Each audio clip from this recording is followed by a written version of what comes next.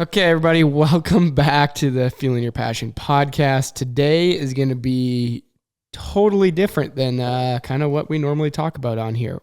If you've been paying attention to the brand, we launched Street this last year. So 509 Street came out, motorcycle gear, and we're working on growing that side of the brand. And hopefully, maybe you found out of us through Street and you have nothing to do with snowmobiling or dirt biking, which would be awesome because, we got a whole new market that's untapped and we're really excited to bring some cool stuff to the table and hopefully some stuff into your household.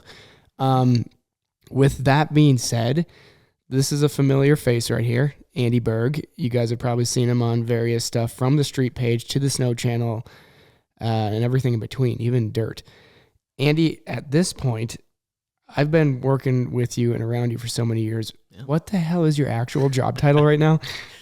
Currently, I am the Street product line manager. Okay, so it has evolved. Has evolved, yeah. I started as a designer here about 6 years ago.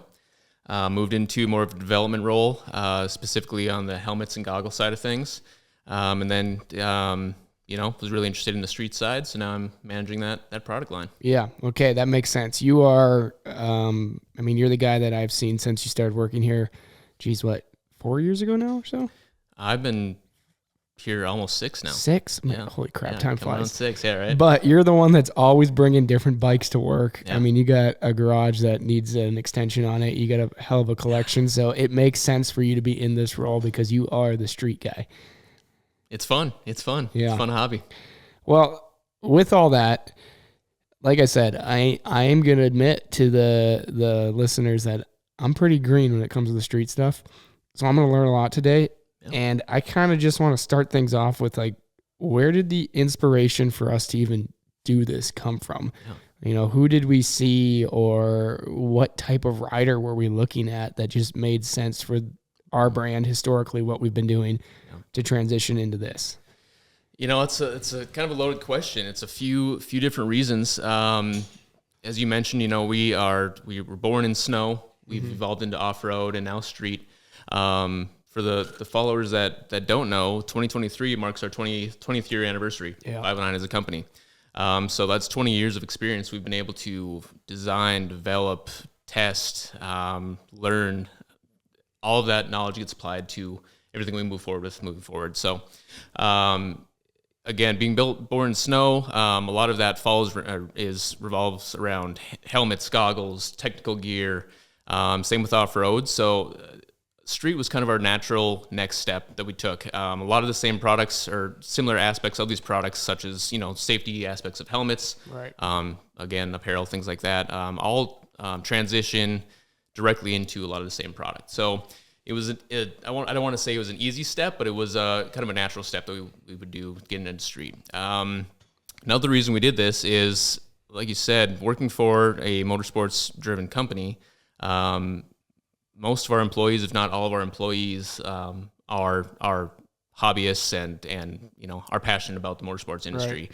Any given work day, you can look in our parking lot and see whether dirt bikes loaded in the back of pickups or motorcycles in the parking lot. Yeah.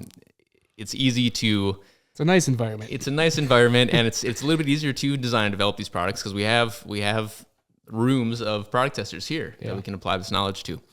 That being said, we're not going to build product specifically for these 2 rooms of employees that we have here. Our street-specific product, we wanted to look at more of kind of this urban rider, just your daily commuter, things like that. We're not going riding from coast to coast with a lot of this gear right now. It's really just your daily rider. You put it on in the morning, wear it in the evenings, weekend riding, maybe an overnighter, things like that. But we wanted to focus on the fun aspect of it, not just iron butt riders type thing. Which in the grand scheme is probably the majority of riders. Granted, there's a lot of us, including yourself, that plan once a summer, some big road trip, right? But absolutely. Majority of you guys are commuting to work or taking the back road and, just making an extended ride home at the end of the workday. Exploring a little bit. Yep. That being said, this is our first season in street, so we want to get this product out there and learn from our consumers. What a lot of our gear that we develop, whether it's street or off-road or snow, is we build it because we get requests from our riders, our followers, our consumers. So this being our first year, we definitely want to hear from our riders and our followers, and what do we build next? Yeah. You know, we have we'll get into it a little bit more, but we have a pretty small curated line to start, and we're anxious to see what we want to build next. Totally. That's the cool thing about a platform like this is we actively read all the comments. I mean, we are all ears. The brand wouldn't be where it is today without the fans and the consumers. Absolutely. It's like your voice is the most important thing and the most easily obtainable thing we have. Right. Is just constantly listening to the consumer, and then, building gear around what the consumer wants is there's no point in building it perfectly tuned for us. Yep. Like that's just selfish. Right, exactly. Granted, there is a few times I've really wanted a perfectly dialed this or that, but I'm like, that doesn't make any sense. That's only going to benefit one guy. Right. But it's also considered, it's not just a full product. Say, someone can request a new helmet, for instance, but we can also get just a little bit of feedback like, we want this kind of strap on a helmet, or we want this specific zipper. We'll listen to all those comments and build it into a fully finalized product. Yeah. So it comes to life. There's kind of the idea behind it, the direction. What was the process of figuring out, like, what do we come out with first? Because there's a lot of different stuff you can do. Sorry, not a lot of different stuff that we currently have, but there's a lot of different options out there to enter the market, from helmets, jackets, pants, boots, gloves, everything. I mean, layering transfers into that. There's so many casual wear, denim. Everything down to, you look at some of these big brands down to belts. There's so many options. So like, what was the mindset on exactly, hey, which items should we run with first, or are we the most confident and have the most experience to develop something that is competitive? Great question. We would love to build it all, obviously. The perfect world. Yep. But because of our experience in the, function-driven technical product, we wanted to build some of those big pieces first that help protect their rider the most. So a lot of our small line this first year does revolve around helmets and jackets. So really starting with those big pieces, those big items, and then growing from there. What can we add on? What do our riders want after that? But yeah, we offer this first year, we're offering 3 different helmet styles, 2 jacket styles, some other small pieces, but those are our, what we built our name on, the 509 name on. It's our bread and butter is the helmets. Exactly. And then, you mentioned earlier, just some of the product knowledge we have over the years is DOT, ECE, all that stuff. It's a level playing field, no matter what discipline you're in. Like, we all have to pass the same tests. We all have to build stuff that is up to safety spec, that goes through the exact same process, no matter what brand you are. So having that background knowledge in that is just like a home run for us to, start with a blank slate, but know the parameters, know what we have to hit, know what is missing, know what's needed, and, hopefully make some rad shit. Exactly. Yeah. And to your point, we do have to meet same certifications, but some of these helmets, especially the ones, say this, some of these helmets, these street helmets right here, we want to try to up that safety standard as well. Yeah. So a lot of our street helmets that you see on the road today are DOT only helmets. In our street, our snow, and our off-road lines, we do add an additional ECE level certification on those. And really that's just another level of safety for our riders, that helps them feel comfortable riding this, wearing these pieces. Well, you want to dive into a helmet? Let's do it. Kind of talking up these helmets. It's the fun part, yeah. You pick first, man. I mean, these things inside and out. Sure. These have been Andy's babies for the last few years. Yeah, they take some time for sure. Let's start with the Mach V. Let's do that. This is our kind of our premier flagship helmet this is really the helmet that started this street conversation at 509, to be honest with you. I don't know where our cameras are at here if they can see this, but you got one right here. Perfect. You got one right here. We're set. We got options. So the Mach V, this guy is our flagship helmet, premier helmet. Built this again, our primary consumer, they just want to go out and have fun, twist the throttle a little bit, get some miles, see how fast their bike will go. So this helmet is actually built, it's really built for speed. We designed this from the ground up in-house, aerodynamics in mind, field of view in mind, cutting down on the wind noise, providing that comfort for your daily commute, whether that, daily commute or weekend ride. So you look at this thing, in your standard riding position, give or take, you're right here. Aerodynamics play a big role in this, on cutting down that wind noise. We really want to, helmets and our jackets, we really just want to communicate the aspect. We don't want the rider to just be thinking about what they're riding or wearing. It'd be better if you can just focus on the ride. Don't have to think about the wind noise that you're having in your helmet. If you have some wind or a cold spot getting through at the armpit of a jacket, we just want to try to eliminate all those parts. So these are function-driven products. Thinking of all those issues or problems we can encounter on a ride and trying to eliminate those. So we have venting options for this, whether it's forehead venting, chin bar venting here, our patent pending Venturi system by 519. All this is routed through the exterior in the rear. You can close these so they're fully adjustable for your different riding environments. If it's colder out, if it's warmer out, open them up. If it's colder, close them up. What sets that Venturi system apart? Because the first time I heard it, I went, damn, that's some serious science. Yeah, so this actually went through, this was probably one of the biggest aspects of this helmet, was trying to define that and get it all dialed in to where it's not creating that wind noise, but actually doing what we wanted it to. So the Venturi system is actually, I don't know how good we can get this on cameras, but right here, these side kind of fighter jet looking vents systems we have on the side here are actually not vented directly into the helmet. It's not just pulling cold air in to try to cool you down.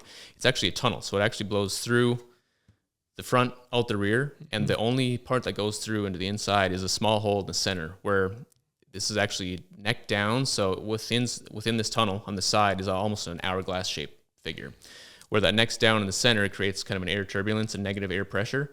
And right behind that hole that is vented into the inside of the helmet, it actually helps to pull that air out rather than forcing it in. So instead of forcing this cold air in to just cool you down, it actually pulls out that moist air if you're sweating. Yeah.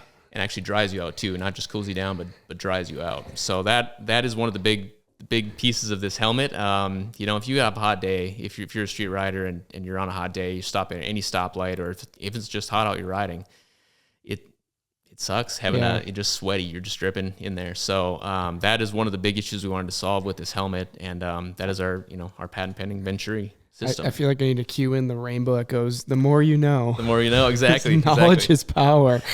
So that is the main venting system in this. We do have our standard forehead vent, things like that, but there are some parts that some systems of this, subsystems that set it apart from other helmets. Yeah, and then strictly from visual, the carbon weave in these, I know we've been doing carbon helmets for years now and worked with our factories very closely to dial in this carbon weave, and there's a lot of different sizes you can get of carbon weave. Absolutely. And I mean, this thing's like flawless with the gloss finish on it. It is got some sex appeal to it. It does. It's funny you brought it up, because I remember when we first presented this design to our manufacturer, they at first thought that it was just going to be a plastic version. We do offer this in a carbon and a ABS injected variant of this helmet.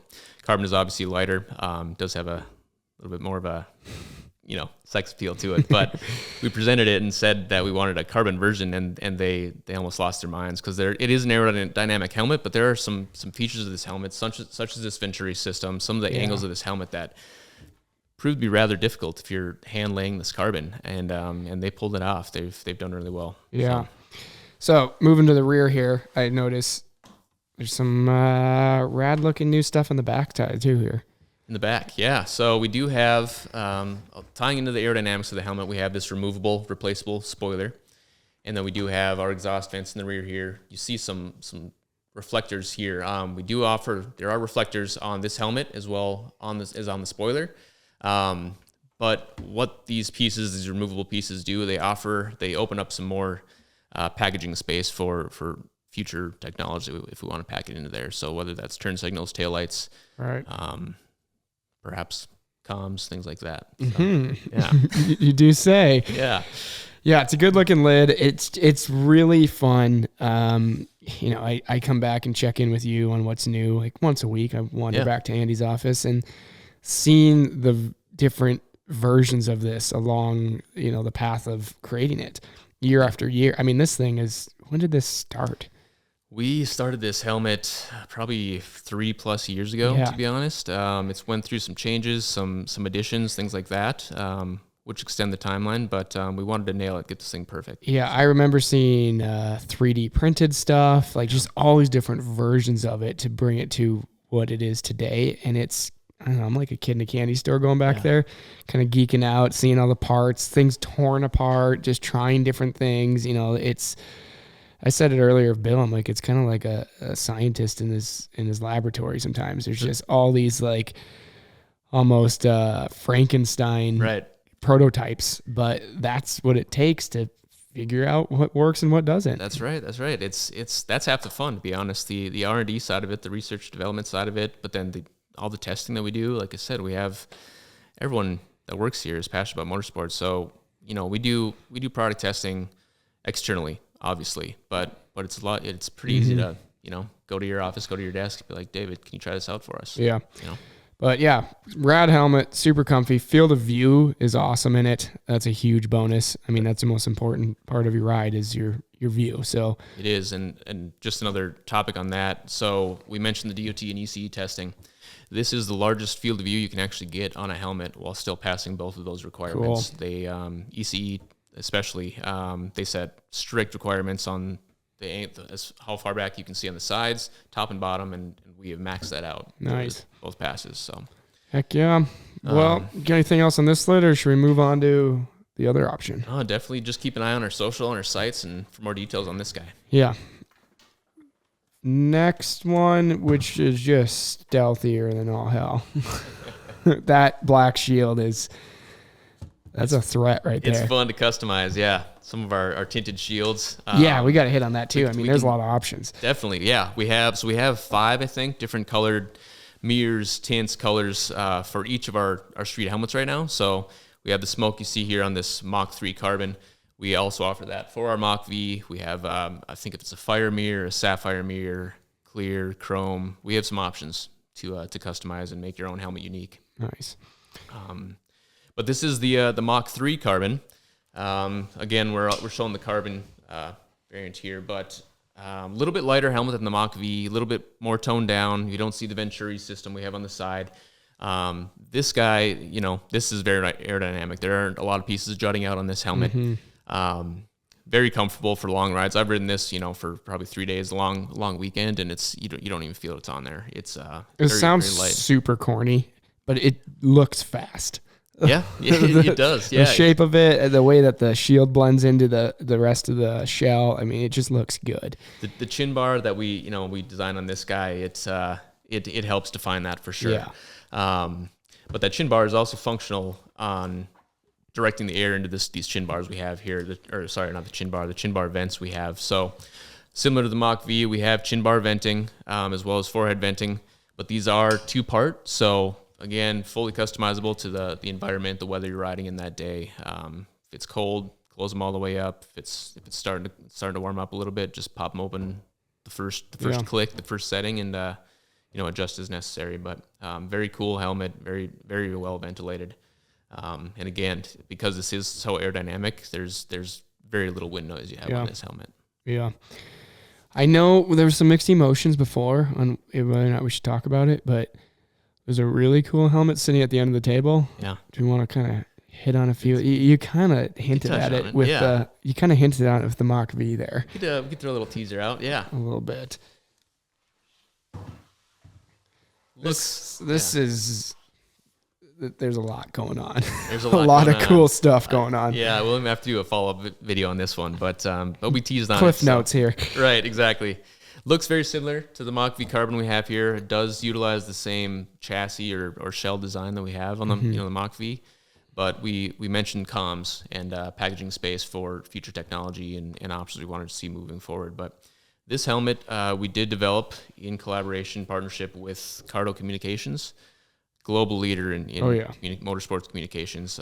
So this was built, designed, developed directly with their team. That was a long process. Well, that's probably what extended this timeline on this helmet is making sure that the shell, the chassis, all the parts that the Cardo technology entails were dialed and still pass additional certification, and just make sure everything is safe and easy to use and very comfortable for the rider. Right.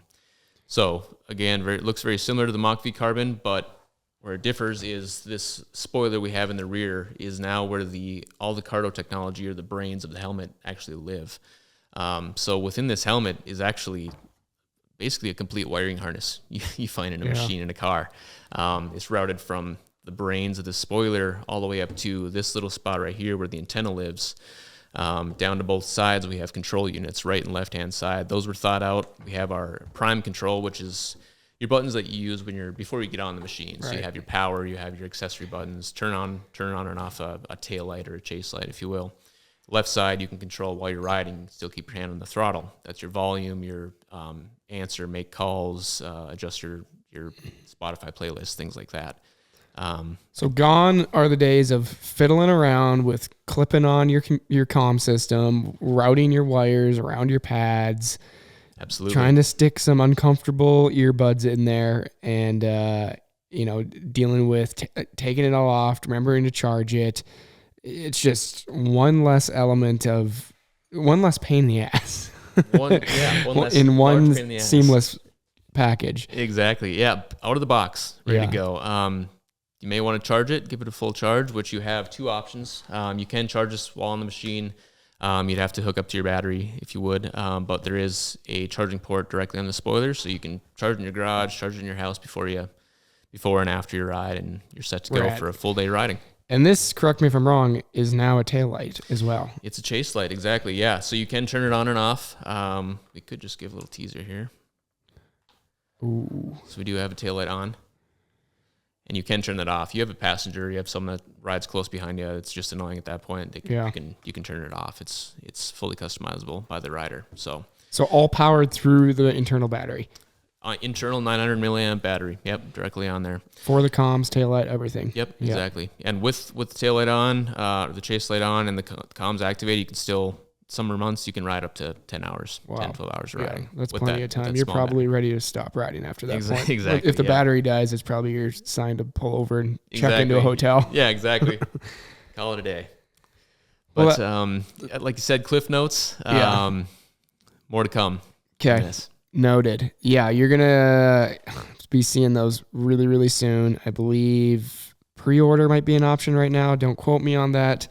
But just dialing in a few things here, and it's going to be ready to show up at your door. Absolutely. Yeah, keep an eye out for those. Like I said, pre-order, I think, available soon. But we're building them. Yeah. Awesome. Well, that one's super cool, dude. I mean, that I know when we first started this discussion and kind of said what was the goal, we didn't really mention this, but this definitely was probably the top of the mountain. Yeah, that's kind of our pinnacle piece. And again, this all is focused around just solving issues, solving problems for our rider, whether that's ventilation, whether that's field of view, whether that's eliminating that pain in the ass of putting on an aftermarket comms device. Even those comms devices, they produce wind noise as well. So getting it all packed in there, all aerodynamic with the shell built in out of the box, it just solves some of those problems. Well, it looks rad. Nice job, team. Yeah, exactly. I know it didn't happen overnight at all. There's many people involved in that. Many years involved in that. Absolutely, development of that helmet. I know we don't have any physically here, but you want to kind of hit on jackets as well? Sure. Yeah. We don't have any here, but we do. Like we mentioned earlier, we are offering 2 jackets to start this first season. Again, kind of a small, curated little collection. Want to get into the hands of people, see what they think. See if they want to build more, things like that, or something else. But 2 jacket options. We have our @1 jacket, and then we have a 1 down, 5 up. Our @1 jacket is a full top to bottom, 1.1 millimeter genuine leather. No perforation, just all full-bodied leather. Both jackets do have a removable vest option. So again, one of these issues we're trying to solve is just extending the riding season for our riders. So early riding season, late riding season, keep that vest in, stay warm. Otherwise, just tear it out in the middle of the summer. Whether the vest is in or out, we do offer the same kind of stash pockets inside, YKK zippers throughout on both these jackets, whether that's center zip, wrist zippers, all your hand pockets, everything like that is all YKK. We've been working with YKK for forever now on all of our snow and off-road gear, and they've just proven to be the best. Let's let's see what else. So our one down or our at one jacket, both jackets, they are pre-curved sleeves, articulated fit on these. We've built in, we don't want to really paint ourselves into a corner on the types of riding or the type of motorcycle you're riding. So we spent probably the most time on building, we have some stretch accordion panels kind of in the rear outer shoulder blade armpit area. Yeah. So it accommodates all types of riding and riding positions. That's probably our favorite part of both these jackets. Whether you're kind of hunched over on more of a crotch rocket style bike or more of a cruiser sitting up style, it's just comfortable. You're trying to eliminate any pain points or hot spots you're feeling on a jacket and just forget you're even wearing the thing. So that's what we're trying to do with both these jackets. Probably the biggest difference of these jackets, though, the 1 down 5 up jacket is more of it's a textile / leather hybrid. So a little bit warmer weather style riding jacket. We have more perforation on there. We have a textile built into the kind of the center or the chest area and the center back shoulder blade panel area. That does allow a little bit more wind flow, so cool you down. And then perforation as well, just is a little bit cooler than just full bodied leather. So that's probably the main difference of the two. The 1 down 5 up, a few other aspects. We didn't include a neck closure like we do on the at one jacket. Yeah. It's a little bit more casual style, looks just as good on the bike as it does off. So you can wear it into the restaurant or into the bar, what have you. As simple as it sounds, I just love some of the naming that we come up with here. The 1 down 5 up, I mean, speaks for itself. If you know, you know. Yeah. Yep. And then the at one, where'd that one come from? That is kind of following this ideology, I guess, of trying to just make the rider forget they're even wearing a protective or a safety garment. It's you're at one with the bike and your environment. You're not thinking about how hot or how cold you are in a jacket or some wind noise or a squealer or something like that in the helmet that you can't get rid of. You just forget you're wearing these required safety aspect or products, and you're at one with the ride. You're just Yeah, that's half the fun is naming some of the stuff. Yeah, it's absolutely. Like, dude, it's cool to have a story behind the name. Right, you could just say level 1 jacket, level 2, and be like, oh, all right, that just tells me one's better than the other or one's more expensive than the other, whatever it is. But if you put a cool twist on it that either paints a picture in your mind or, you read a little paragraph about where the inspiration came from, it's just so cool. Yeah. It just makes it that much more enjoyable for everybody. I actually remember in the earlier talks of our, starting this Build Street product and are we going to go down this channel? We kind of started formulating a street team internally here, product marketing, sales, everything like that. And we were kind of doing just a little focus group. And we all got this email or this form you have to fill out. And what would 519 Street mean to you? And I forget who had written it down, but it's like it's being at one with the machine and your environment. It's just kind of getting in that zen and forgetting your troubles, forgetting what you're wearing, things like that, but just kind of focusing on the ride because you have to. That's how to be safe on. You have to be aware of what's around you. But someone wrote that, so we were reading these in our meeting, and it's like at one, like someone said that's a good name for product. So stuck. That's cool. Yeah, you'll see a lot of that throughout our lines in general, from snow to dirt, everything. There's kind of either a fun play on words or something that there's more of a story to. Right. It's just, that's not a normal name. There's got to be a backstory behind that. And so if you ever see those, poke at us and we'll tell you the story. Absolutely. There's Easter some fun eggs. ones. Scott over in design is the king of either punny names or really creative outside the box names. And I mean, for the last 10 years, he's been naming stuff. Yep. And there's some funny ones that, thank to him, if you ask him about it, it's usually the most ridiculous story you've ever heard. Right. But it somehow makes sense. Yeah. Either or it's great if our followers have to look something up. What does that name mean? And then they find out. So Totally. Adding some fun.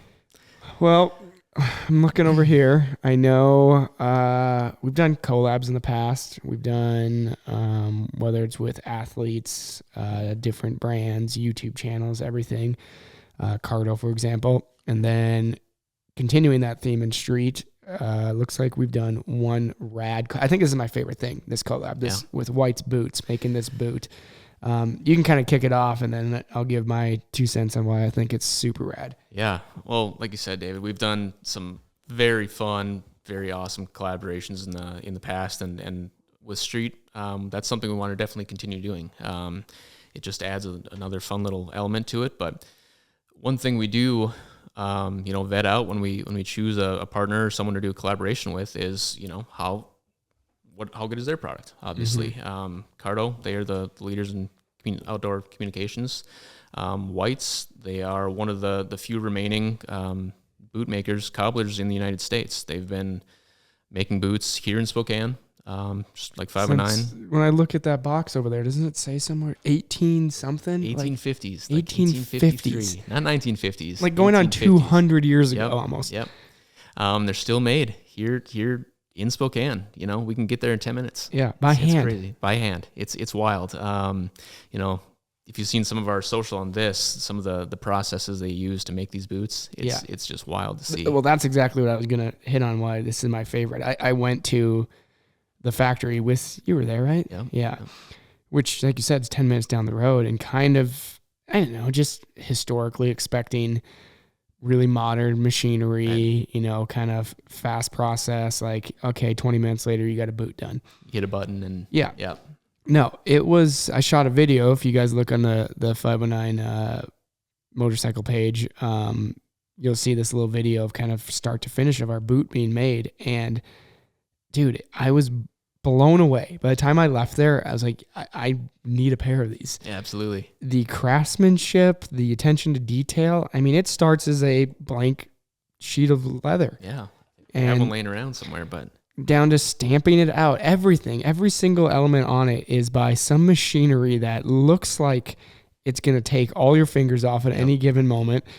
And it's 100 years old or more, and they're still utilizing it, still fixing it. The coolest thing I heard was they have like a machine shop in town that custom makes parts because they just don't exist. There's no such thing as parts for some of these machines they use. The tools are over 100 years old.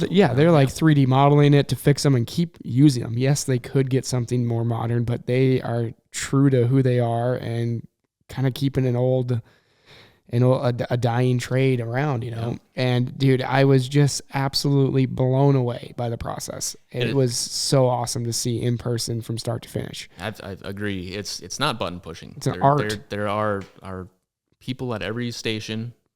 Everyone has their fingers wrapped up in tape, and like they're craftsmen. Yeah, it's fun to watch. So like we mentioned on Cardo and Whites, that we choose leaders in the industry to work with. We make boots as well, but Whites has been making boots for almost 200 years. Yeah, and we got a few years on us. Exactly, and they've made motorcycle boots. They've collabed with other companies on motorcycle boots. They know what they're doing. Mm-hmm. So. That was an exciting project we worked on with them also for a little while, and we're really happy with this product. Why did we go with this style? Like, because if you dig into Whites, I mean, there's so many variations of boots. Because, like you said, 200 years, you've figured a thing out or two about boots. We chose this style similar to this one down 5-up jacket. We wanted something that was maybe a little bit more casual as well. It's still obviously a leather protective boot. It's got ankle protection. It's a well built boot, but we wanted something that was maybe not like a boot you see at the track. This is something you can wear on and off the bike. Like I said, our rider, if there's just a commuter, a weekend rider, take it to the job site, whatever. Yep. I'm wearing a set right now. So, they're that's the reason we went that direction. This boot is actually built off of a very similar style that Whites builds themselves, the Perry. So it's just a standard mock toe boot. We chose a lot of our hardware, some of the other, materials that make it more custom, but this is it's just a very comfortable everyday boot that you can wear. So yours are cool once they're broken in and seeing them, the leather kind of get worked into place and everything. Yeah. I mean, it just transforms the boot. Yeah, they patina. It's ever changing. Absolutely. Yeah, you get a few rides on them and start noticing the certain kind of wear spots where you're shifting, where you're rubbing against a peg or something like that. It's a neat transition. And these are ready to go, right? These are rocking and rolling. These are for sale. You could be wearing these next week. Yep, absolutely. Yeah, which reminds me, I need to finally order a pair. Yeah, get them quick because we made a limited run of these actually to start. But But yeah, they've been a great partner. Again, they're experts when it comes to boot making. So we're looking forward to some more partnerships with them in the future. Yeah, and if you are in the North Idaho, Eastern Washington area passing through, you should stop in there. I mean, it is cool. It is a very They're cool pretty spot. friendly, and I'm sure if a little sweet talking, you could say we sent you and maybe get a little behind the scenes because, like I said, I mean, it's like watching art in motion. It is, and even their showroom is cool to see. I mean, they have older boots. They have some of their boots from like the earlier days that they're on display. Yeah. They made their name in the logging industry, logging and fighting wildfires in the Pacific Northwest. So some of their old boots are just wild. They have 3/4 inch, 1 inch spikes on the bottom of some of these for some of their wildfire fighting boots. But the stuff they make is cool. Yeah, so it's gonna handle shifting a dirt bike. It can handle, a motorcycle. Yeah, it can handle a rubber shift knob. Yeah. They're built for life. But Andy, you might just need to jog my memory if I'm overlooking anything because I'm digesting a lot as we speak also, which is great because you're killing it with information here. But is there anything else either kind of to keep your eyes on or anything current? Just fill me in if I'm missing anything. Yeah. Well, like I said, we are always, this is our first season, pretty small curated collection, but we're actively, getting more information and feedback from our consumers every day, our riders. A lot of this gear is already there and a lot of it's been sold. But some of the pieces we are going to continue to grow are these big item pieces. So helmets, these safety aspects or safety products that you do need. From these larger products, we plan to continue building out more of our head-to-toe kit to be able to offer any piece of garment that you need for a motorcycle ride. So gloves is something that we're really working to build on. A lot more of this technology that we've 509's built their name on in the snow and off-road industry. Some more of this innovation, technology, comms devices, more lighting if a rider wants it. Continue pushing more jackets. Technical apparel, essentially. So layering up. If you do want to extend your season to late riding, early riding, we'll be able to offer more layering options for you, like we offer in snow and off road. We've perfected a lot of these products, so it's really just dialing them in to better fit or better suit the needs of a street rider. Right. Essentially. So we have the experience, we have the knowledge, we have the testing all figured out. It's just what do our street riders want and need? Totally. And what are we going to do next? Totally. And it's becoming more and more accessible every single day for you to check out. I know we just took on X amount of dealers that have this stuff in-house. It's one thing ordering something online, but it's pretty cool to go in and touch it and feel it yourself and try it on. So just like anything else we make, we have a dealer locator on our website that'll show you where dealers are that currently are stocking the street line. Yeah. And I push anybody and everybody to either go to an event that we're at or go to their dealer. And I mean, fit, function, everything, how it works for you is the number one thing. Absolutely. And I take zero offense if somebody says, just doesn't work for me. We're all different shape. Yep. Everybody's head, we talk about this on the goggles side of it, dirt and snow, is everybody's bridge of their face, their cheekbones, their nose, their forehead, everything's different. Yeah. So make sure it works for you and hopefully it works great because I know the production side of it is awesome and the quality is, it's there. That and come visit us. If you find yourself in the Pacific Northwest, go check out White's, stop in here and we can help you with a lot of those questions too. Like you said, everyone's head is shaped different. So if a helmet you put on fits great up here and feels a little tight on the cheek pads or something, we can help you dial that in. You can fine tune them. Yep. Yeah. There's options there with different pads. Yeah. Good solid little plug there. Yeah. Our 509X lab is open here. And if you ask nicely, Andy will probably wander back there. If you listen to this right here and you really want to talk to Andy you can find me for here. Better or for worse, he will most likely come through the door and answer your question. Yeah. Thanks. Yeah. But yeah, and if you don't find yourself here, we do have an amazing customer service team that can help you with the same thing. They can help you dial in a piece of, whatever product it is to help suit your needs and fine tune it for you if we can. But yeah. Yeah. And please leave feedback. I mean, that's the coolest part is we listen to you guys and you can essentially be involved in the design process or at least spark the ideas of what's to come in the future. So you guys and gals mean everything to the brand in any discipline we're doing, snow, street, off-road. Yeah, I mean, that's the whole reason you're making stuff is for people to be pumped on it and wear it every single day and keep coming back for more because they know it's going to work. Yeah. That's huge. You know, we have a great team here. Everywhere from design to sales to marketing, everyone, that plays a huge part in this process. But most of the designs, you know, they do come from feedback, whether from our riders, our ambassadors, our followers. You know, like you said, we read every comment, put it to good use. Well, in the meantime, before we wrap it up, I'm just kind of doing this off the cuff right now. This was not planned. But if you made it this far and you're interested, and like I said, we do read the comments. If you leave a comment on YouTube, I will queue it up for Spotify where you can leave a comment. I feel like we should give something away. I think we should. I don't know what. Floating around. I mean, a helmet would be cool.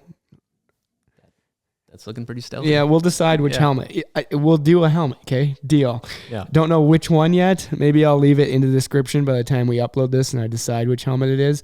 But what do you want to see? Like, what interests you? Are you stoked on what you're seeing here? Yeah, we're all ears. So if you're on YouTube, leave that comment. If you're on Spotify, leave the comment. There'll be a little Q&A spot there to fill it out. And we'll just pick somebody and hook you up with a helmet and shoot you a message. And maybe your idea turns into something perfect, you know, that stokes out a bunch of other people as well. We'd love to make it. So that's right. Andy, you got any closing things I'm missing here? Like I said, I am all ears on this one today, which has been great. You've killed me with knowledge here. No, David, you hit it on the head. Like I said, that's the biggest takeaway I want our followers to get, our riders to get, is if they want to see something built or designed, let us know. Like I said, this is a pretty small curated line to start, but we want to grow this thing, and we have our options. We have ideas that we've already went down the path on. We're already building some product, but we have a lot more to build. So any feedback or recommendations that our followers have, let us know, and we'll do what we can to build it. Well, thanks, dude. You're a wealth of knowledge. Absolutely. There's a reason I wander into your office frequently with questions, because you 99% of the time have the answer. It's fun. And this has been awesome. I'm glad to see this come to life finally. I know it's been a labor of love for you for years, and it's finally at the consumer level. It's fun to see. Ever changing and growing and evolving. But thanks, Andy, for taking the time. I need to tell the marketing team that they have to approve this helmet because I already committed to it. Yep. So we'll give away a helmet to somebody. But if you guys, like I said, are listening on Spotify and Apple, as always, appreciate the hell out of the 5-star reviews, because that just pushes this in the algorithm and gets more of you to listen to us ramble about who knows what. And on YouTube, comments are awesome. We reply and read to everything we can, and I appreciate you guys pushing it there. Getting pumped just like we are, and got something to listen to on the drive to work or headed out to go ride. So looking forward to that. And we'll see you in 2 weeks again. Thank you, Perfect. Andy. Thank you, David. You are the man. Likewise.